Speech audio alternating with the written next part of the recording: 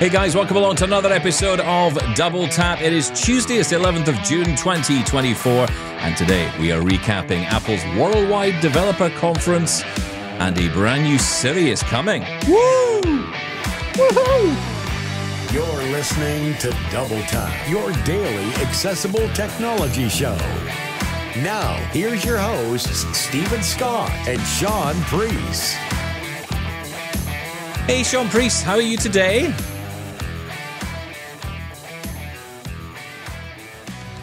I am beautiful, Stephen Scott, if I can remember to press the mute button. Yes, I am great. Thank you. I'm just so excited. So we decided to do this show in our usual way. Of course, this is what we do every single day. But we decided to do it a little bit differently and add YouTube to the mix. So this is the first time we're actually putting this show out on YouTube as well. So hello, YouTube. That'll get some clicks up, I think, because people love to click on stuff relating to Apple's Worldwide Developer Conference. So I'm sure this will be interesting a lot of people. What do blind people think about this? Well, that's exactly what we're here to talk about today. Shaun, we finally got the chance to see what is now called Apple Intelligence. Not artificial intelligence, Apple Intelligence. That was the big headline that came out from the event. And lots of people... Yes. Breaking news. Yes, it is breaking news. Apple Intelligence is here. Okay, look, before we get into all that, I said, and there's a lot of predictions. We're going to go back to Michael Babcock, who's joining us today. He was with us on an earlier YouTube video you can go back and watch, and we predicted what we thought might be coming. We're going to go back to those predictions a little bit later. But one thing I also said was this was either going to be a fantastic event, which blew our minds, or it would be a meh event. Meh.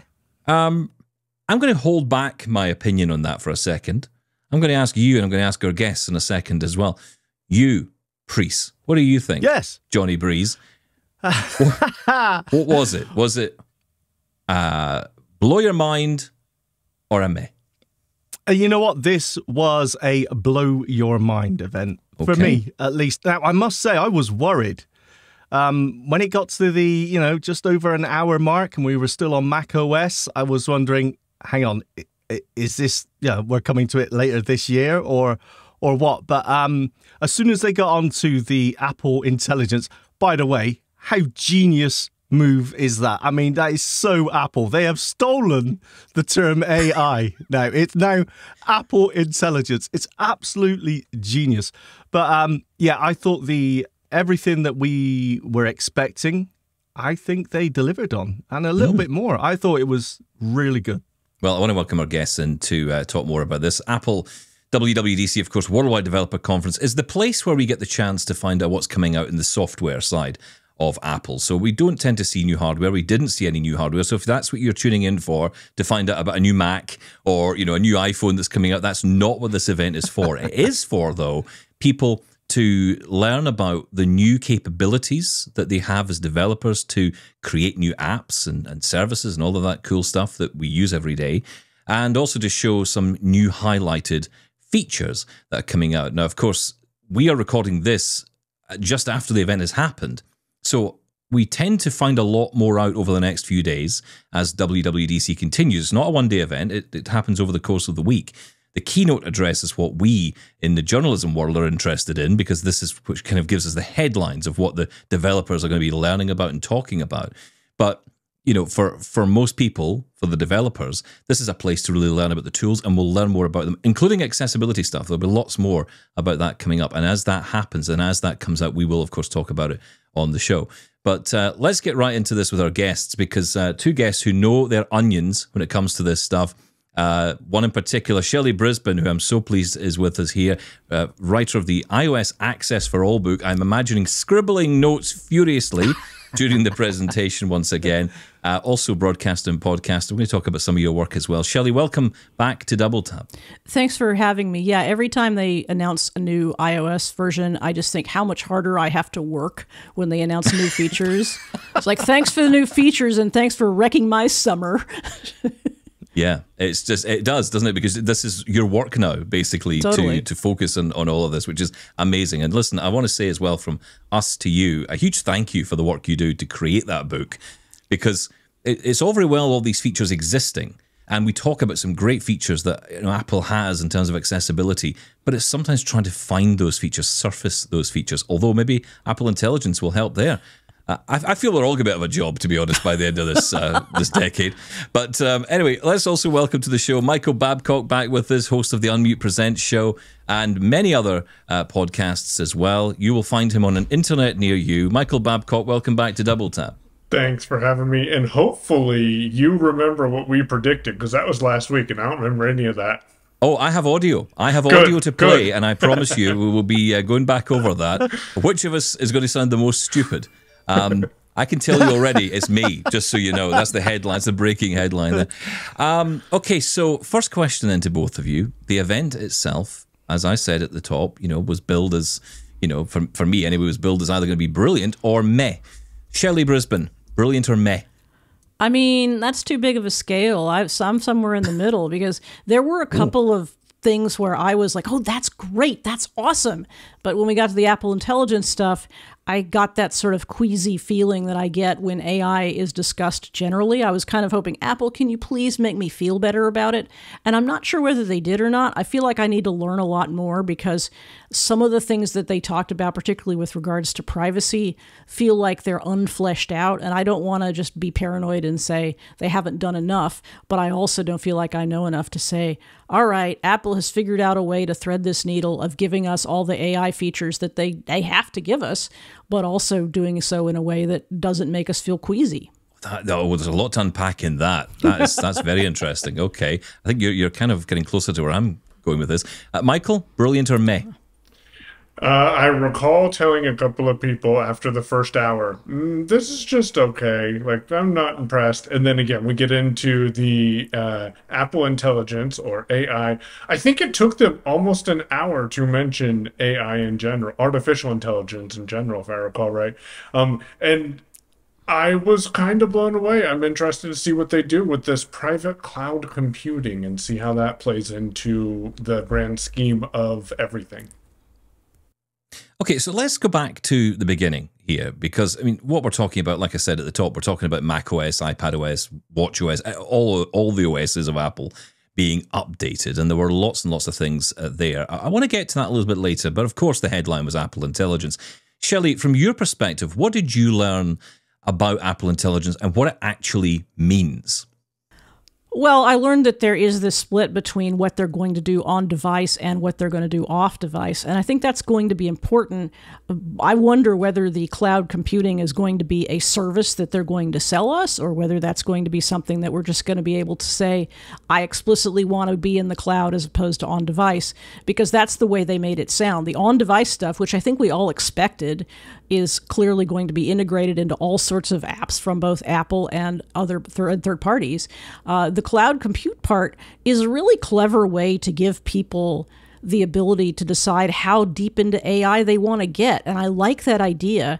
I guess I wonder whether they have to sell that as a service or whether it's going to be something that's included, but you still make the affirmative decision. Yes, I want to go deeper. I want the server level information that may require AI. It may require more connection between my device and the internet, perhaps at the expense of my privacy, perhaps just at the expense of a little time while we wait for whatever function, whatever command you've submitted to return whatever you're going to get. That's a really interesting point of view that I didn't even think about. Yeah, obviously there's a way to upsell that service. I'm not sure if they'll go that way, but yeah, it's definitely something to consider. I thought it was a really good move, though, how they kept because it was one of the problems, right? You can't really keep all of this on device. So how do you solve that problem of sending it off to a third party? And of course, the answer is, we'll just make our own data center. I mean, it makes total sense, because then they're, promising not to use any of your data for anything, including training of the AI. It's purely there for compute power. So it makes total sense. I was quite surprised that they even gave the option for third-party AI services, initially being ChatGPT 4.0, which is quite interesting in itself. But I was quite surprised they even gave that option of going off, on cloud, if you like. Yeah, I mean, I think they had, because they had made this deal with OpenAI, they really wanted to be able to say, our AI is the kind of AI, if you like that sort of thing, that is already out there and that it's a brand name, you know, so to speak. And so they needed to do that both for marketing purposes and in terms of, okay, we have to get off the plate, you know, really quickly and use a model. And it had to be OpenAI. Well, I mean, was it going to be Google? I don't think so. Was it going to be Microsoft? Well, there you OpenAI. But, you know, who was it going to be? And so they kind of had to do that. And yeah, I think the cloud compute thing is less worrisome because I sort of made it sound like it was going off into the unknown ether. It is on Apple data servers that are run not only by the company, but that are supported by their hardware, their chips. But I guess the question for me is going to be, are they going to charge for it? Is it going to be secure in the way that I, as a user, would want to be secure? And I'm not saying they shouldn't charge for it. It kind of depends on what the breakdown is. Like, what do you have to do to use cloud compute? What can't your device do? And how is Apple going to display that out to you? What kind of a request would I make where the answer would be, I'm sorry, Dave, I'm afraid I can't do that unless you connect to cloud compute? I don't fully understand the connection with OpenAI at the moment. Maybe you can explain this better to me because I didn't quite get this. So you've got essentially a stepped approach, Michael. This is my impression of what we're getting here, right? So you've got, you know, on-device processing, which means that you can, you know, use the data you already have on your device through your calendar app, through your messages. You know, it can surface information, and that's all safe and secure in your own world on your device. It doesn't go off to the cloud. Then there's a next level, which is using Apple's data centers to kind of almost put a firewall between you and the outside world, but you know, Apple's deciding the information that gets into that world. So there's a security there. That data, your data, is not going outside of that firewall. And then you have OpenAI. Where does that fit in? I don't know. I'm like you. I'm confused on where that falls into place. And unless you're going to OpenAI to generate text, but I'm not sure how that's separate from the on-device intelligence that Apple can provide. And honestly, I think where the private cloud computing is going to come in for charge is they're just going to say, if you want this, you need to be part of Apple Premier, which is their recent price increase service that gives you everything, and hopefully they'll include this in that aspect as well, because I'm already paying for it. It almost sounded like the ChatGPT option on device was going to be a choice that you had, so that perhaps there was some intelligence given by the machine learning chips on your device, and some, you know, I don't know, where Apple isn't saying that they have an LLM they're giving you. They're saying they have a language model. I think if you parse the language, it would be a little unclear, but it gave me the distinct impression that you kind of were going to have a choice of whether to use ChatGPT on device. And then if you wanted to go beyond what you can do on your device with ChatGPT, one of two things can happen, and maybe both. You can use this cloud compute platform to go out and get information from ChatGPT or from some other source, but it would be processed on the Apple servers. Or secondarily, if you have a ChatGPT account that you're paying for, that you would obviously have to go out to ChatGPT servers and get information, and it would be brought back to your device. So there's a couple of different ways in which you can go off device, or you can choose to use ChatGPT or not. But I'm not sure how that's going to be explained to you as you're actually making a query or a request within an app. My guess is that a lot of the things that most people do are just going to be on device and seamless, and you're not even going to be thinking about, is it OpenAI, is it Apple? But then there are going to be another level of things, which we will probably all figure out in 6 months or so, where you're going to go, oh yeah, I need to go to the servers for that. Or, oh yeah, I need a paid ChatGPT account if I want to do that.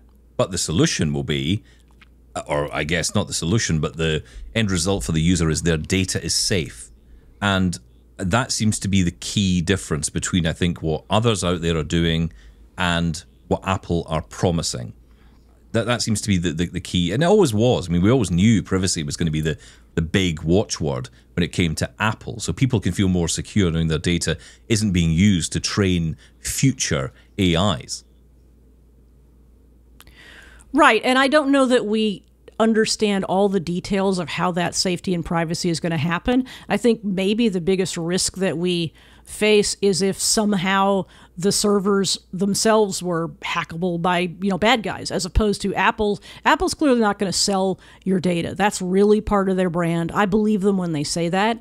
The issue, and the data is going to be encrypted. The issue, I guess, is there any way in which your communication with Apple servers puts you at any privacy risk? I am not a security expert. I would be willing to listen to what security experts have to say after a few months, but I'm just like looking around the edges going, is this as safe as it seems? I mean, Apple says we're safe, but I don't know, My favorite line from Shaun through that whole presentation when we were watching it together was when they announced the new Siri, essentially, and Shaun's words, which I am going to repeat, which were, please don't be crap. Well, I mean, but that's what we were waiting for, right? There was some, like you mentioned, Stephen, right? There were some things in iOS and watchOS and macOS that we're going to pick up on later. But we were all waiting for the AI to drop. We were waiting for that bass to kick in, and it didn't. Not until halfway through. And then I just thought they didn't really do as many demos of it in action as I was expecting. I just thought if it was as far advanced as I was hoping it would be, I was expecting just demo after demo after demo. There was a lot of talk about its capabilities, but not much actual in the term of real-life demos. Well, before we talk about that in more detail, let's hear a little bit from Apple on what they actually presented and what we heard from the new Siri. When you talk to Siri, you'll notice it's more deeply integrated into the system experience with this elegant glowing light that wraps around the edge of your screen. And you can speak to Siri more naturally, thanks to richer language understanding capabilities. Even if I stumble over my words, Siri understands what I'm getting at. What does the weather look like for tomorrow at Muir Beach? Oh wait, I meant Muir Woods. The forecast is calling for clear skies in the morning near Muir Woods National Monument. Sometimes it takes me a beat to figure out what I actually want to ask Siri, and now it follows right along. Siri also maintains conversational context, so I can follow up and say, create an event for a hike there tomorrow at 9 a.m. Hike is scheduled for 9 a.m. to 11 a.m. on June 11th. I didn't have to mention Muir Woods again. Siri understood what I meant when I said there. Now, I'll be honest, when I heard that voice, the first thought in my mind was, that just sounds like the old Siri, with, almost like a Siri who's had a coffee. A little more emotion. Yeah, a bit more awake. But I mean, to give Apple the benefit of the doubt, I'll say two things. I'll say to give them the benefit of the doubt, how do you demo Siri and prove that it's better? I mean, you have to have some sort of real boffo demo where Siri is doing something so completely different from what it's been able to do before that everybody would go, oh, that's a new thing. What most of us want is for Siri to do the things that it already says it can do and cannot. Why does Siri misunderstand us? Why does Siri say, I have a nice web search for you? Why does Siri not understand when I ask it to turn voiceover on, for goodness sake? And the other thing is, the demos that we did see were not live in the sense of a person holding a phone and doing a live demo, even within the context of the video. The woman was standing there in one of the beautiful Apple scenes talking about Siri, and then you would see what are essentially screenshots, videos, but they were essentially screenshots of Siri doing the things it's supposed to do. But she's not standing there with a phone saying, here, let me show you how Siri can do a thing. And that says to me that we have a while to wait before this is real, and that even in the beta process, I don't think we're going to be fully connected to how well Siri performs. I think it's going to take almost till release time. I hope I'm wrong, but it seems like that to me, given the state of the demos. Yeah, I agree. I think you're absolutely right. Michael? I have nothing else to add to that aside from hopefully we'll get it by release time. Some of the stuff we'll see we won't get until February, March of next year. Later this year. Does that mean the fiscal year? Does that mean the calendar year? Yeah. Now, of course, a lot of this will be coming out in beta form quite early on. I mean, I don't know. I'm kind of half tempted to update, but then every time I update an iOS device to a beta, I instantly regret it every single time. But then I want to do it. I'm not waiting 3 months, and I have to go and buy a new 15 Pro in order to do this because that's the baseline. It would appear for all of these features. But it's very interesting to me. It was a very. Here's my answer to the question: brilliant or meh? I thought it was a meh event. If I'm totally honest, I thought it was a bit meh. Yeah, I wasn't amazed by it. I honestly thought, I don't know what I thought was going to come out of it, but I thought there'd be more. I thought it would blow me away, and it did not blow me away. And I don't know if that's because we've seen so much of this already from other companies. And, what we've seen recently with the GPT-4o capability has blown us away. The idea of using computer vision to hail a taxi, through Be My Eyes, that is incredible.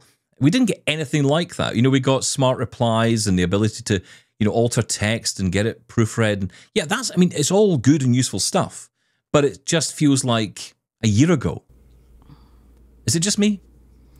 So what really astounded me with the demonstration that was provided was when she was talking about planning to pick up her mom and then go to lunch, and being able to jump between all of those applications and get the details of where the lunch was, how long is it going to take to get from the airport, what time the lunch is. And that was kind of, okay, I can see where this is going to go, but I see where you're coming from about it being meh.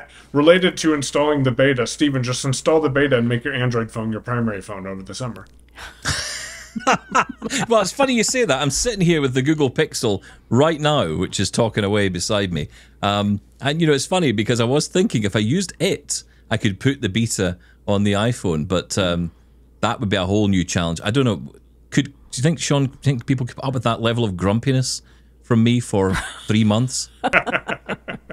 Think how much content it would give you. That's true. Yeah. Well, the listeners who've been constantly asking for this Pixel 8 review will finally get it. That's the upside. Shelly, what do you think? Because it seems to me like a lot of the capabilities we've seen already, and perhaps that's put a dampener on it for Apple, certainly for me.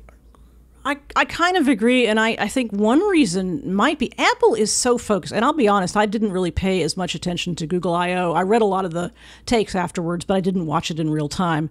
But my take on Apple is that they are more and more focused, and I made a joke about this actually, several jokes about this in Mastodon during the keynote, but I think Apple is so focused on events and experiences and personal precious moments that sometimes the examples they use in an attempt to try and get everybody in, everybody's got a mom, a lot of people have kids, a lot of people have personal things they want to do with AI, but those aren't the most compelling examples. Many of the most compelling things AI can do, leaving aside accessibility, but most of the things that AI is going to do for people that are going to blow their minds probably have to do with productivity, managing their work lives, things like that, which aren't as sort of warm and fuzzy, but give better AI demos. Because that mom thing was interesting, I agree, but it was also a little convoluted. Most of the others were about, okay, we're going to do a better job of what we already do. We're going to surface the images that you want to see. We're going to rewrite your emails for you, which on some level is great, and on some level is,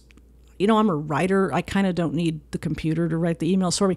So I don't know. I just felt like the examples weren't there. And again, for me, the idea that the demos were so unalive, the demos were just kind of flat, says to me that it's going to take them a while before they can show this in a way that is just really compelling. I do like the writing email feature because, Michael, you and I have talked about this. The challenges you and I have had over the years sometimes. I'm not a writer. That's my problem. I can talk day and night, but I cannot write anything. So, for me, having the ability to take my thoughts and turn it into something useful is brilliant. The question, though, Michael, is going to be accessibility around these things, right? Because immediately I'm thinking about how accessible this is all going to be. Now, it's Apple, so we immediately jump into, well, of course it will be. But, there's a lot going on here. There's a lot, and it comes down to the accessibility and usability. And I sometimes find with Mac, especially these days, there's lots of accessibility going on, but usability, different story.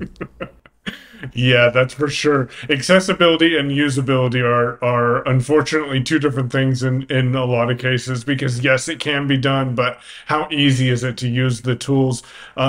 Writing is awesome, and I'm glad that it can help with rewriting because I am horrible about writing. Sometimes I can't even talk, but I also think it's going to be really helpful with the summaries feature. I am I was astounded that Apple debuted slash demonstrated, they didn't demonstrate it, but they came out and said, you know what, you're going to be able to record phone calls while you're using your iPhone. And to me, I don't know how that's even possible, aside from the fact that they're making an announcement to both parties saying, hey, this call is being recorded. But there's been several phone calls I've been on with Demasi, for example, and we've said, NSA, if you're listening to this call, please send it to us because we need to remember what we talked about. So this could definitely be very helpful for people who are producing content or people who are just having meetings over the phone. I would agree with that in the sense that I have been on a lot of phone calls recently with medical providers for a family member, and you're taking notes as fast as you can, and then you have to transmit those notes to another family member so that we can all take action together. I would much rather have that summarized, even if I have to go back and edit it a little bit.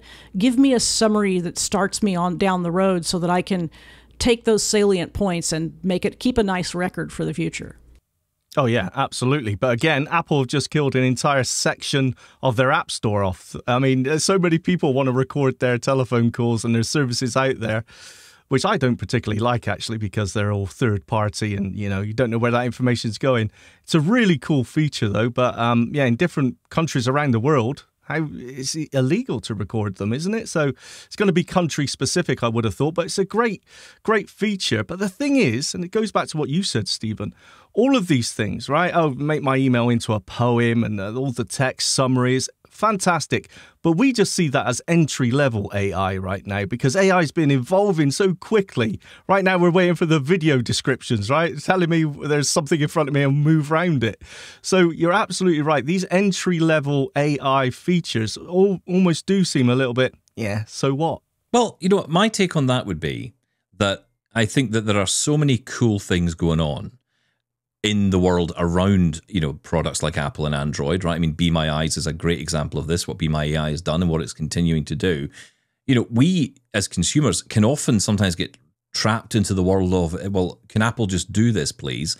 And then that would be great. But actually, there already are solutions out there. You know, so the Apple thing comes along, it's brilliant, it's great, it's useful. It's going to be fundamentally useful, I think, rather than frivolous. Which I think is the big difference. And that's one of the positives I'm taking away from this. You know, this will be meaningful AI to some degree. Whereas, you know, for your other stuff that you want, I mean, and, you know, fundamental to that is Vision and, you know, Be My AI. That's going to be accessible through iPhone, through Android as well. So I think in one hand, you can kind of look for, you can almost see a negative in that Apple didn't bring it out, but it already exists. So that's not necessarily a bad thing, right? It's like Apple can't do it all, and maybe no, they should. Although they clearly killed off Limitless, which was, you know, exactly that tool that you're talking about there, Michael. The idea of being able to record calls and, you know, get summary notes as you go along. That's exactly what these devices and these things were all about, and you know, you can see them with their head in their hands today. I don't know that I need custom generated AI emoji. There are a lot of things that sound fun, and I'm not just talking about as a person with visual impairment who finds it, who relies on the descriptions of emojis to understand them. But I'm pointing that out as a lot of sort of Apple is really good at gilding the lily and adding things to Messages. Messages is the most top-heavy app in the world right now. There's so many things you can do with it, so many ways you can express yourself, as they like to say. And now we're going to make AI emojis. Okay, fine. I'm glad you can do that, but I sort of wonder if they've put more cycles into that, because obviously that's something that younger folks are interested in, and new people might choose an iPhone because it can make custom emojis and that sort of thing. That doesn't mean that Apple's AI is better. It means that they're looking toward a marketplace of people who really likes the idea of communicating with pictures more than they can right now, and I don't want to say get off my lawn, because that's annoying. And if people want more emojis in their messages, more power to them, as long as AI also generates an appropriate description for me. Yes. But which is an important thing. But I don't know. It just feels like the more time that they spend on that, the less confident I am in the rest of it. And how is it going to make my life better in terms of productivity? Yeah, I will say, though, I do think I'm a little bit cynical about the whole AI emojis, and I think it's all to do with just getting headlines. You know, it gets into the headlines, it gets into the mainstream media, they will talk about this. It's something cool they can talk about, you know. But the reality is that's not the stuff that we're going to be bothering with at all. And I couldn't personally care less either. I think I don't even use emojis. I can't stand them. I can't stand the emojis we have. So I'm certainly not going to build new ones. But the youth will, though. Shelley's Get off absolutely Stephen's right. lawn. It's not my lawn. Yeah, get off my lawn, will you? That will be a huge hit, I'm sure. People will love that. So it is a feature that maybe they should have spent their time on because they know what people want. It's a way to keep people in the iPhone ecosystem. And I can't argue with that because there are businesses out there. And again, if they exist, I don't have to use them. I only care to the extent that their demos of that kind of stuff were farther along. And because frankly, it's probably simpler to do. Then the demos were not very sophisticated in terms of productivity and that sort of thing. What do you think about the AI generation / alteration of images? And I thought that could have some very interesting accessibility implications as well. I don't know. Like, the idea that you can create new images from existing ones has always been, because that was kind of the first way we started hearing about AI, was that there were these auto-generated images where you could take a person and you could put all this environment around them, or you could erase things from photos and stuff like that. And so I guess I have a little bit of a residual queasiness about it. I do like the idea that you could, at least in terms of the description part, like if you're going to make images like that, if you're going to generate them through AI, you also ought to be able to describe them through AI in a way that's meaningful to people.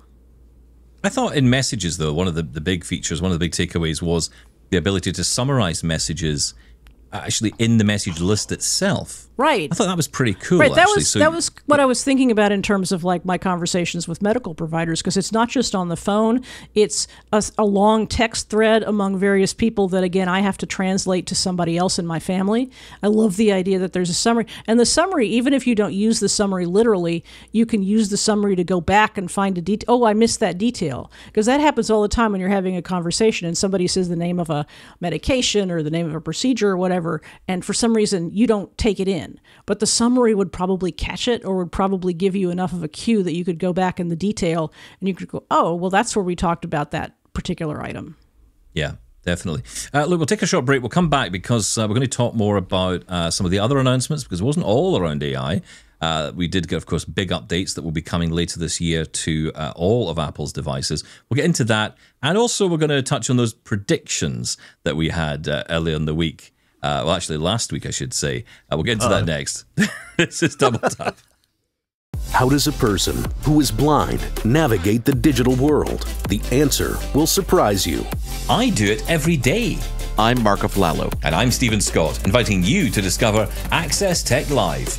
Join us every Thursday at noon Eastern for hands-on reviews, exclusive interviews with tech leaders and disability advocates, and conversations that redefine accessibility. We're here to spark the conversation on accessibility and technology. So tune in live on YouTube and all social media platforms. Access Tech Live, where innovation meets inclusion. Don't miss it. Okay, welcome back. Let's get to the predictions then that we had last week. So this was Michael, myself, and Shaun. Shelley, we put together a That's little great. video. I'm not responsible for anything. I love Exactly. You're going to love this. You are going to be the judge of this. Okay. So. Oh, all right. Yeah. So let's see who wins and let's see who loses in this. These were our predictions of what was going to happen at the Apple event this week. Let's get some predictions going. Mine's is the watch. I think the watch is going to be the star of the show, actually, in the capability of using Siri or whatever the new updated assistant will be called. That would be my prediction, that the watch is going to be the focus. So that's mine. Wow. Shaun. Michael? Ah, no. You lost that one. I think, well, what I actually want is, the dock at the bottom. This is so frivolous. The dock at the bottom. I want that to be able to be scrollable so I can add more things to the dock. I've got everything on the first page of my phone in folders. Settings is going to get a redesign, which I think we already have read that rumor. But with that redesign, I'm going to go directly into accessibility because this would be a good opportunity for this. I'd like to see a way to either A, synchronize my voiceover settings through iCloud between my phone and my computer, because I feel like I found something a couple of months ago, and I don't remember where that was, talking about synchronizing voiceover settings with iCloud. So I would like to see that, and or the ability to either export or at least let me reset my voiceover settings independent from the other settings on my phone. So there you go. That was our predictions. I think you can tell I lost on that gamble. I honestly thought the watch was going to be the star of the show. I thought it's going to be up there because, you know, this would be amazing, right? You'd have Siri on your watch. It's a handheld, well, not handheld, a wearable device, right? So it'd be ideal. It'll go up against Humane. It'll go up against Rabbit, all of that stuff. It's built in. It's capable. Didn't even mention the Apple Watch around Siri, which I thought was kind of interesting. Okay, thoughts on the other ones, Shelly? Because those are a little bit more spread out. There's just a little bit of truth in each one, I guess, from Shaun and Michael. Well, as far as settings, I don't think there was any way they were ever going to get into settings. I mean, look at all the stuff they had to talk about. They spent an hour going through platforms, and I also think we have no... If they were going to do a revamp of settings, we probably would have seen the redesign, but we wouldn't have seen how it literally affects various categories of settings, so it could still happen. And as far as iOS 18, well, we didn't get the elimination of the dock, which is, I guess, a very specific pet peeve, but we did get this dark mode for apps, and we got the ability, they sort of wedged this in here, but the ability to have larger than normal app icons. I like that idea because along with including widgets, you could have a really customized accessibility focused screen that was just for your needs. If you need, like my mom, she really needs a really big phone app because she kind of loses it. It's down on her dock right now, and I keep saying, press the green one, press the green one. But if I could make the phone app like 2.5 times its size and put a dark tint on it, that would make her very happy. So I feel like, I mean, maybe that was the closest. The watch did get attention, but not in terms of Siri. So I guess that's why you have to lose, Stephen. But the iOS 18 stuff, they were doing stuff with the aesthetics of iOS 18. Settings still might happen, but I'm guessing iOS 18 is the closest to what you guys were talking about last week. And just from your point of view, Shelley, I mean, that news about customizing the home screen, I mean, like you say, the ability to resize the apps, but the color contrasting capabilities as well. You know, one they talked about was, you know, almost that dark black background. I was guessing they were talking more black background because it was dark mode. And then having the ability to have the app icons in like a bright yellow, for example. That's going to be really useful to people. I think it will be. Now, I'm pretty colorblind, so I just like a dark versus light situation, and I usually solve my own issues with the kind of wallpaper I use. But for people who are, whether it's a visual disability or whether it may be some particular kind of cognitive disability, I think you could do so much with color. Like I say, you could say the bright green one, the bright yellow one, whatever color somebody is connected to that's associated with a very important app for them. I love that flexibility. And that's one of those things, it's a totally aesthetic thing. I think most people, if they weren't thinking from a disability point of view, would go, well, that's nice, but do we really need it? But I could see people using that from an accessibility point of view and really getting some benefit out of it. Shaun, there was one feature that I know you were quite excited by. We've had emails about this, swapping or changing the camera and flashlight icons on the bottom of the screen, and the home screen. I know so many times people have asked, can I turn off the torch icon on the lock screen because I keep turning it on by accident? And of course, thanks to the redesign of the control center now, it did mention that you can replace them with anything. So usually at the bottom of the lock screen, you have camera and torch. So just the ability to customize that, because I know a lot of people do have issues with their torch being constantly on and draining the battery. So yeah, it seems like one of those really small changes, but I think a lot of people will go, oh, yes, about time. Let me put a shortcut there. That's what I would like, is a shortcut in place of where my camera is, so I can just hit that shortcut, trigger it, and let it run. Now especially if you don't have a pro device, so you don't have an action button that you could use for a shortcut. Yep. And of course, they didn't mention that, but they did mention customization to some degree. So, I mean, you can add that to the action button. So maybe you could add that on the bottom of the screen, but we will find out in time. Michael, you know, categorization in mail was another thing that kind of crossed out over to the Mac as well, but was mentioned on the iPhone specifically because now you can get a better handle on that inbox, which I am pleased to say is something that means that Shaun might actually respond to an email I send him.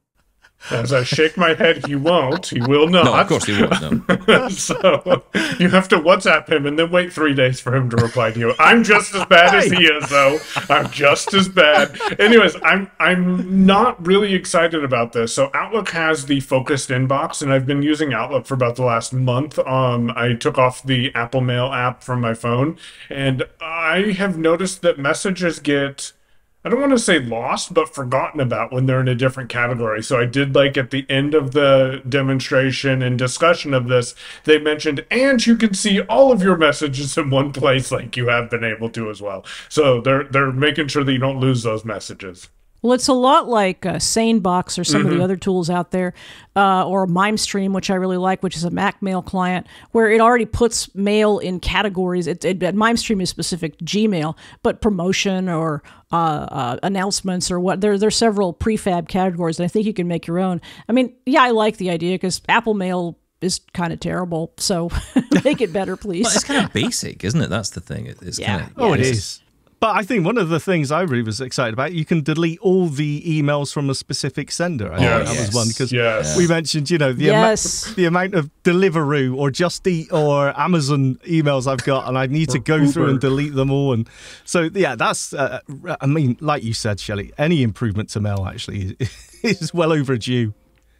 I love the fact that you know, Shelley's probably getting emails, and Michael probably getting really professional emails all the time from loads of different people. And you're talking about food app and Amazon deliveries. So there's hundreds of them in there. You've given away something. Given away something about yourself.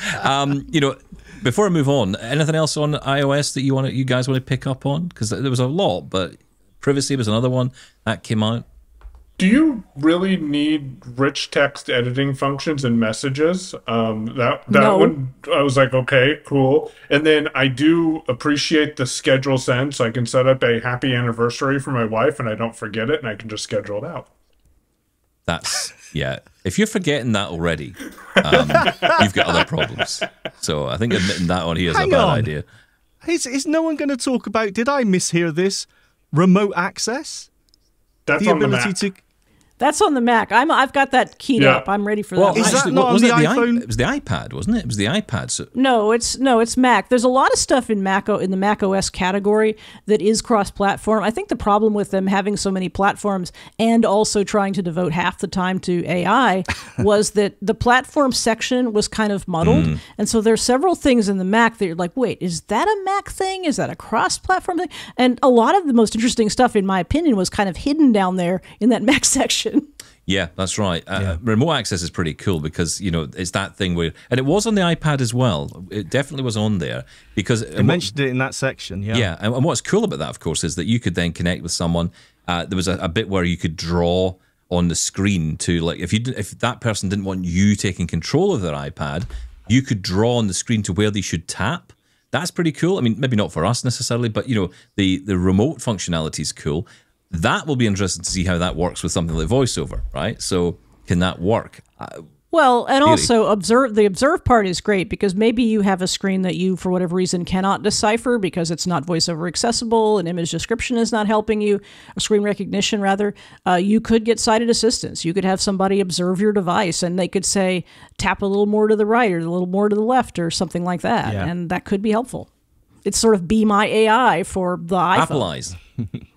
Apple Eyes, there you go. I like it. AirPods. I want to mention AirPods because they got a bit of love. Apple TV did as well. No mention of anything new on HomePod, by the way. I thought that was quite interesting. I suppose what can you add to it?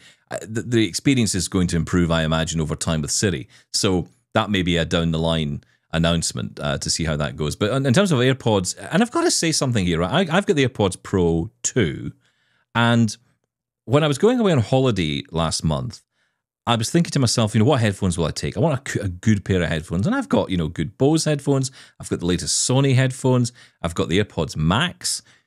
I ended up just taking my AirPods Pro 2, and I loved them. The sound quality is amazing. Of course, they're so portable. You don't need to have anything, you know, a huge bag to take with you. So you can have a satchel and you can chuck them in, and they're there. The battery seems to last forever on them. And they've just got some new features. Two in particular that stood out for me. One was voice isolation. which I didn't realize wasn't on there, but it's on the iPhone. You can enable voice isolation when you go into your control center. During a call, you can enable that feature, which is kind of cool. It means it cuts out all the background noise and it just leaves you with the person who's speaking's voice. So you're walking past someone doing some drilling work in a road, some construction work. You can cut all that noise out, which is amazing. That's now coming to AirPods Pro as well. And this cool feature, shake or nod your head to respond to calls or messages. You know, you're in a lift, I think that was the example, or an elevator, or you're perhaps on the bus and you don't want to speak to Siri. I've had this a few times recently where you're getting a call through and I can't answer. You can now shake your head or nod your head depending on the response you want to give. I think those are pretty cool features, actually. Okay. Yeah, I like that one too. I mean, and that feels like a fairly small thing in terms of like what the technology. It's probably just a setting. It's like a toggle. You can choose to do it. But I think for a lot of people, that might be one reason why you might get AirPods Pro, because you are in environments where you can't speak to Siri or don't wish to. And, you know, I love it. Apple TV, as I say, got a bit of love. Two main areas for me, again, that stood out. Better audio improvements, so clearer audio potential out of the Apple TV. I guess it depends on what you're connecting it to. But, you know, there are ways now to essentially isolate the audio so you can hear. I don't know about you guys. I'm getting to that age where I'm feeling like everybody on TV mumbles all the time.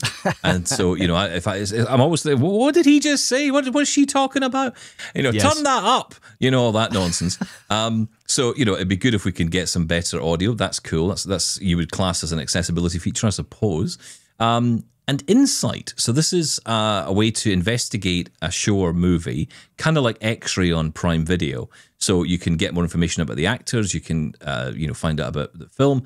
Now, I know you quite like this feature, Shaun, on Amazon, although it's a bit of a nightmare to navigate. Oh, yeah. But there was one thing, as we were talking about it, I just heard them mention this just at the end of that presentation, that part of the presentation. They said that if a song is playing in a film, you can go into the Insight feature and add it to Apple Music. It just shows up and you can just immediately add that song. Of course you can. That's Why wouldn't cool. they do that? Is that cool? I like actually, it does seem, like you mentioned, actually, it does seem like a frivolous thing, but I actually found that really interesting using X-Ray on Prime Video. I thought some of that, you know, oh, it's that character, it's that actor. It's really interesting stuff. But it is a bit of a nightmare to navigate using VoiceOver or even TalkBack, actually, in the Prime Video app. So, yeah, I'm quite excited by this because I do like to... I'm the one who watches the DVD commentaries, you know, so I do like to dig into... Yeah, I know, sorry. Now, Shelley, you're the low vision one amongst us here. I know that you're most excited about the fact that the iPad now has a calculator app. Actually, what I'm excited about with the iPad is that I've never ever wanted an Apple Pencil. I've never found it interesting. I don't have very good, and this is related, trust me. It's never been interesting to me. I have bad handwriting. The opportunity to write with a pen type device has never interested me. But what they've done with the iPad, and it is connected to the calculator because you can write equations with the pencil, you can write numbers, and then it can look at your writing and it can interpret it. And so this goes beyond the calculator. You could at least do it with numbers, but you could also do it with notes with this thing called Smart Script, where you can write and then it'll turn your, not only will it turn your note into text, but it'll actually turn your written out words into a version of your writing that somebody could actually read. And I'm not running out to go get an Apple Pencil because of this, but I want to try it. I want to see if my chicken scratch can be made legible in some way so that you have a version of it. It's kind of like 11 Labs and, you know, turning your voice into a clone of it. As like, could you take a clone of my handwriting and make it possible for somebody to go, oh, that's Shelley's chicken scratch, but I can read it. Yeah. And I agree. That was the takeaway I got from that. You know, someone's handwriting can be almost altered to keep it, well, you know, within the style you would write, but make it more legible and, you know, even, you know, go further than that. You can add text, paste text into a part of the sentence, and it will actually show that text as your handwriting. I mean, that's a perfect way to think about it. 11 Labs cloning voice for text. Yeah, that's right. It's the personal voice. And the calculator thing. Yeah. Go ahead. No, it is. Yeah, the calculator thing, I will say that I have to shout out to my friend James Thompson, who is the developer of pCalc, and I think posted something on Mastodon today. Don't even talk to me about the calculator, because that's been a rumor that was going to come to iPad. He just doesn't want to hear it. But I actually think the interesting thing about not only the calculator, but the fact that you can do handwritten equations is that in math classes, there are many occasions where they want you to show your work. And I can see educational apps where you say to somebody, hey, write on the screen. And that might even open it up to somebody who's low vision, who would be like, no, I don't want to write on the screen. I have bad handwriting. I don't want you to see it. But maybe if the interpretation is good enough, it can still look like a handwritten equation, but it can be legible. Michael, where are you on maths? Or as we say here in the UK, maths. Not the way you say it in America with math. Which is the wrong way, by the way. Yeah, incorrect. Horrible at maths. I cannot do it very well. I am thankful for calculators, Siri, or smart assistants to help with being able to answer queries. I loved when I was at school, and I think back about this now, it's so funny. I loved my teacher would say, you know, you have to learn to be able to live without a calculator, because it's not like you're just going to have one in your pocket that you walk around with. How wrong was he on that one? Sorry, Mr. West, you were wrong. Poor guy, I'm calling him out. But you know, I think it's kind of cool, and that actually extends beyond the iPad as well, because they did, and again, it's like you say, Shelley, they were muddling a lot of this together. But, you know, in the Mac, for example, that was available through Notes. So you could type out those, you know, sums or whatever it was you were wanting to do, and you could type it out and get the same response. So, you know, you don't have to do the handwriting thing. Because at first I thought, is that the only way to use that? But no, they've thought about that as well. And again, that makes it more accessible to people who would want that, right? So it's lots of cool stuff in there. And anything else on the iPad front, though, guys? I'm trying to figure out this tab bar thing because it was going by very quickly. And so apparently within apps, you have the ability to have a tab bar, which I guess would give you more access to buttons to control the app. And that at some point, the tab bar turns into a sidebar, maybe contextually speaking. And potentially that's helpful in terms of accessibility if it surfaced more buttons on screen instead of hidden under menus, but it just kind of looks cool. And I think a lot of people have justifiably complained about the iPad UI, especially people who want to use the iPad as a computer, which I don't necessarily want to do, but I want to see this. This is one of those where I've gone, I don't know if I'm going to love it or not, but I really would like to make friends with it. Yeah, I'd like Touch ID to work on my iPad with my Magic Keyboard. That'd be nice. For some reason, I have to buy an iPad keyboard, I guess, for Touch ID to work. I don't even know if that's still a thing, actually. I don't know if that's on these iPad keyboards. But I would have thought that Touch ID would work with an Apple Magic Keyboard. And it doesn't. I don't get that. Someone's bitter and twisted about that. He won't shut up about it. Get yourself an iPad keyboard. Talking of biometrics, though, how about the ability to lock apps? Now, was that across all platforms, or at least Mac, iPad, and iOS? Certainly on the iPhone, I think we saw it. But like Shelley says, a lot of these things tend to drift across. This was kind of cool because it allowed you to lock an app. You could actually hide an app as well. So if there was an app you wanted to keep out of the way, and the example given was, you know, you hand your phone to someone else, suddenly they have access to everything. And it's true. You think about that, you know, all the data they have access to instantly. And, you know, I suppose, and we always try and find ways to think about this from an accessibility point of view, but if you're blind, you have to trust the person you're giving that phone to. You know, if you turn voiceover off, you now have no idea what that person's doing on your phone. So that could be useful to be able to lock down the device. And I'm guessing those apps open through Face ID, I'm guessing, or, well, it will be Face ID, won't it? Yeah. What Touch ID, Face ID, whatever that phone uses, I would imagine so, yeah. Shall we talk Mac before we wrap up? Because Mac OS, of course, I had a feeling that something new and exciting was going to come out of it. It felt like there was only one thing that, well, two things maybe stood out. First off, the name, Sequoia. That is the new name of Mac OS.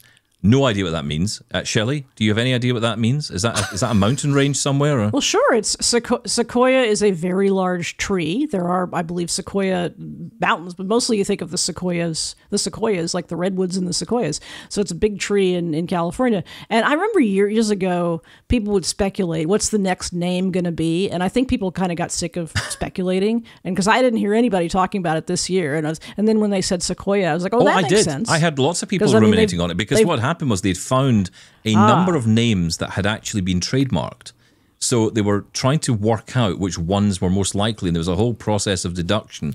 And they actually did assume, there was a lot of people assuming it would be sequoia. So, those who had it would certainly won that. So never mind, forget what I said. Who cares about the name? I don't understand. It means nothing. It means absolutely nothing. I know. But look, let's talk about some of the stuff, because, I have been having a lot of issues with passwords recently. Especially giving passwords to other people like hackers. Yes. And so for that reason, I decided maybe I should update the 237 compromised passwords that are in my passwords app that it continually tells me about when I go in there.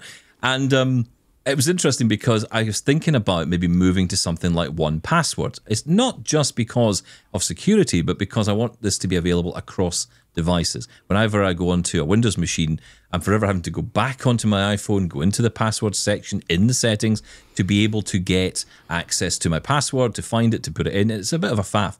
So the idea would be to have that access to that on, say, Windows, perhaps across Chrome, certainly on Android as well, and on iPhone. Now, I don't think we've gone that far with this announcement, but what they have done is they've broken the passwords out of settings and put it into their own app. From what I understand, that is going to be across Mac, iPad, and iPhone, which I guess that makes sense. Those are the main three. But you're going to find that this passwords app, which everything will be in there, so Keychain will have its own space. It did also say that it would be available via Windows on the iCloud for Windows app, which I haven't played around with. Now, Michael, you've recently jumped back into the Windows world. Have you tried this app out? Yeah, I was a little confused on what they were announcing for Windows, because you can already access your passwords from the iCloud control panel in Windows. Hopefully they'll make that a little bit of a cleaner process, but yeah, so that is obtainable in Windows. You can copy your passwords out of there. You can set it up to autofill in your browsers. I did not consistently get that to work, though. Yeah, I find the same thing. I was thinking to myself, well, what's the difference here between the current keychain and this new password app? But as you said, Stephen, it's just breaking it out of settings. It seems like it's had a bit of a redesign as into how things are categorized. But I mean, it's so useful. And I actually, across platforms, it's just so important when it comes to password managers, right? So like Michael said, I hope it gets streamlined a little bit better into Windows, because I would love to use it in there all the time. Yeah, I've switched out of 1Password a while ago because it's bloated and because it's a subscription service and it just wasn't meeting my needs. And frankly, I don't use Windows, so I don't really have to worry about it. And I've actually was surprised at how good Keychain has been working for me. I have several Macs and iPads and iPhones and stuff like that, and it's been working well. I think what the password app promises, in addition to just managing them all in one place, is the categorization, the ability to put not only passwords, but two-factor authentication codes and other codes that are generated, and just all sorts of information related to managing passwords and categorizing them. So again, to go back to an example from my own life, I manage some stuff that belongs to another family member, some financial information and some email passwords and stuff. And I really like being able to categorize those separately and store them. And I don't have to share them with anybody else in my family, but I have that one person I do. And anyway, so there are all sorts of ways that I can categorize and back up and sort and arrange and find all of my password information with Keychain, but just the added ability to do that within an app and presumably with a separate iCloud hosted database that I can manage in a more sophisticated way. I think that's great because 1Password used to be a great little app. It used to be owned by a small company, then they sold it, and now it's almost, it's an enterprise kind of thing. And it's just really not as good as it used to be. And I think a lot of people starting 3 or 4 years ago were looking for ways out of 1Password, and this is going to push that even more. I do hear it's good with voiceover, though. I mean, that's one thing I do hear is it's very. And whenever anyone asks, yeah, it is. What's It accessible, is because it's that seems very to be the one. text based. It's an Electron app, I believe. So there's not a lot of UI junk in it that gets in your way as far as voiceover is concerned. But there are other reasons to not like it so much. Notably, they had no mention of the password app on Android, which I think would definitely push a lot of people that are sticking around with 1Password over to using Apple's password management tool, because that's what really makes me think about Android is, or what makes me think about 1Password is if I install 1Password, I have all my data available on my Android device, but it's another subscription.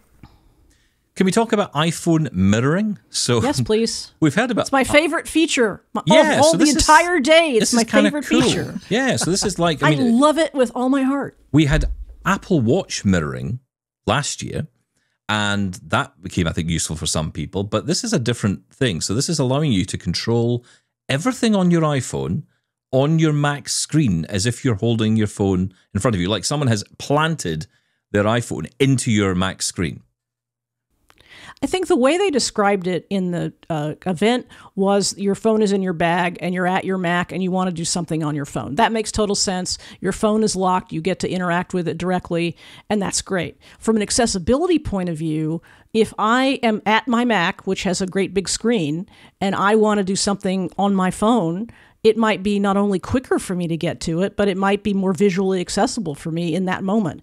I can make a case for the iPhone screen and the Mac screen each having accessibility benefits for me as a person with low vision. They're both true, but I just love the idea that I have the flexibility of putting my Mac on my phone on my iPad phone screen. See, I'm getting confused now. Putting my phone on my Mac screen. Now, I have had VNC clients in the past where I could put my Mac on my iPad screen, and obviously we have Sidecar and Universal Control and things like that. I just love the idea that it doesn't really matter what screen you're at. You can call up the device that you need, and I can see maybe I have a different set of notifications on my iPhone and it goes off in my bag and I'd like to look at it really quickly on my Mac, or maybe there's something I have on my phone that for some reason isn't synced to my Mac, and I just want to see where it is. I mean, there's just a million applications for this. I think some people are skeptical as to how well it would work because they're used to, you can with the QuickTime app on the Mac, connect your phone physically to your Mac and you can see the iPhone screen.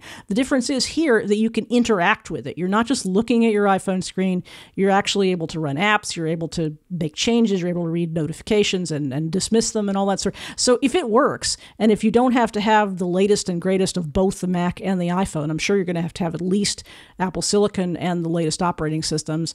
But if it's accessible to anybody besides an iPhone Pro owner and an M3 owner, I'm going to be very happy.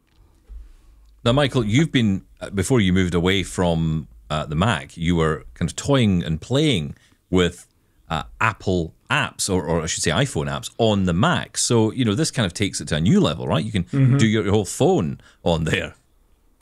Yeah, I'm not going to go out and buy a Mac, I tell myself, before we go to the Apple store before the end of the summer and get a new Mac. But I'm not going to. But I am interested in this because you can interact with your notifications. And that was one of the limitations that you had when you were playing with some of the iOS apps on macOS, is your notifications. If you got a notification on your phone for an app that you might have installed on your Mac, that notification doesn't necessarily show up in Notification Center on the Mac, and you can't actually engage the notification from your phone in that app too on your computer. That's really interesting, and just being able to control your phone from across the house it can be helpful. Yeah. I will say that I'm curious about how VoiceOver will work, if at all, because I mean you're reaching into another environment, and even though VoiceOver by name is both on the phone and on the Mac, they're obviously very different tools. And so I don't know what you get when you put an iPhone screen on your Mac as a VoiceOver user. And obviously the iPhone implementation of VoiceOver, I think most people agree, is further ahead than the Mac. So it might not be something that's of as much benefit to a VoiceOver user as it is to somebody like me, but it's worth checking out. I think I'm hopeful for that because of the example they gave with the audio being streamed back from the Mac from the iPhone, with what's it called? Duolingo app. When they demoed that, hey, you can hear we're getting the audio from the iPhone. I'm hopeful that VoiceOver will stream back and hopefully without too much lag. But also remember as well, we'll have access to a keyboard, which is on the Mac. So, one of the biggest issues we talk about with the iPhone is text entry. So this could be a cool way if you've got a Mac and you've got an iPhone, kind of bridge the two. But like you say, it's that VoiceOver implementation. How is that actually going to work? It seems like we'll be using that with the trackpad. So that might be the other way of doing it. Almost you're kind of using your trackpad for the iPhone and the keyboard for the rest of the system. I could see a really cool implementation here, but I kind of don't know if that's actually how it's going to show up. We shall see. The other thing to mention, of course, with that is the question was asked at the event, or they asked of themselves, what's on your phone screen when all this is going on? Well, your phone is locked. So if someone was to get up and go to your phone, they're not going to actually be able to do anything. It's not like it says it's mirroring it, but it's not actually on the phone screen itself. There's no mirror going on. It's not like everything's open for the world to see. So I think that's really cool as well. Sounds like a lot of cool features going on. We could talk so much more, and there's more to come, I'm sure, because the Apple event, or the Apple Worldwide Developer Conference, continues all this week. We will, of course, bring you more coverage on that through the course of this week with news as it comes. In the meantime, though, I want to say thank you to Shelly Brisbin, iOS Access for All. Am I adding .com to that, Shelly, to find out more about that book? The URL is iosaccessbook.com. Oh, iosaccessbook.com. Okay, good to know. And you're, I believe, retiring your Parallel podcast. Is that right? Yeah, I have been doing Parallel in one form or another for most of 9 years, and it's just become a lot of work that I haven't been able to devote as much time to as I would like. I want to continue to be active in the accessibility community, if you keep inviting me on, Stephen, and then also to do my book. But I just won't have that particular podcast. We are producing one last episode this time around. We're going to commemorate the 15th anniversary of iOS accessibility. That happened in 2009, and on the 10th anniversary, I put out my documentary, 36 Seconds That Changed Everything, How the iPhone Learned to Talk. So we're going to plug that documentary a little bit. We're also going to just sort of take a look at how Apple accessibility has advanced in the past 15 years, how it's affected people's lives, and what they hope for the future. Yeah, absolutely brilliant. And that documentary, well worth checking out. I thought that was a fantastic piece of work, and a really important piece of work as well in the history of all of this. Michael, from your point of view, is Unmute Presents, of course. We talk about Club Unmute as well, where you can boogie on down with the nerds. So, yes, go check that out wherever you get your clubs online. That doesn't sound right. But anyway, find it online, Club Unmute and Unmute Presents. Unmute.show, is that right? Yep, and real quick, technicallyworking.show as well. If you want to get Demasi and I, we dropped an episode as WWDC's keynote was going on, talking about how maybe this time next week we'll both be on Android with the betas on our iPhones. So when things break, we don't have to worry about our primary phones going down. I think we might be doing similar. I have a feeling I might. I don't know. We'll see. We'll see. I mean, it's certainly a crash course on Android, that's for sure. Listen, thank you guys so much for coming on. It's been a brilliant show, and thank you to you as well for listening. Keep your feedback coming. Let us know your thoughts on all of this. As usual, feedback at doubletaponair.com. 1-877-803-4567 is the number to call. You can leave a voicemail, and we'll play that out in the coming days as well. And don't forget, we're across social. We're on X and we're on Mastodon. Check us out there. Shaun Priest, final word to you. It was you were blown away. I said nay. I think that might be I think that's the show title, right? Yeah, that's it. Blown away or just meh. I thought it was fantastic. I'm excited to see what happens. Well, we'll talk more about it in the coming days for sure. That's it for today. We'll catch you again on Double Tap again soon. Thanks, guys. Thank you. Bye-bye.